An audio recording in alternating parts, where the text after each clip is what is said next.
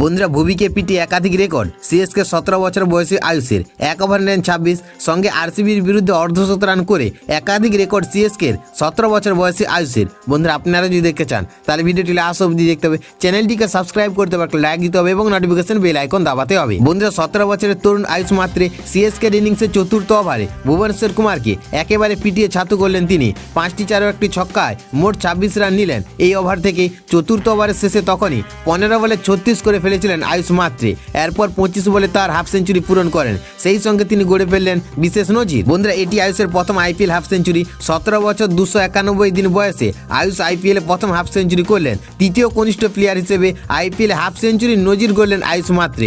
আয়ুষ যে শুধুমাত্র আইপিএলের ইতিহাসে তৃতীয় কনিষ্ঠ প্লেয়ার হিসেবে হাফ সেঞ্চুরি হাঁকিয়েছেন তা নয়, তিনি একই সঙ্গে সিএসকে এর জার্সিতে আইপিএলের সর্বকনিষ্ঠ প্লেয়ার হিসেবে অর্ধশত রান করেছেন। বন্ধুরা আয়ুষ এদিন শেষ পর্যন্ত 48 বলে 94 রান করে সাজ ঘরে ফিরে যান। তার ইনিংস সাজানো ছিল 5টি ছক্কা এবং 9টি চারে।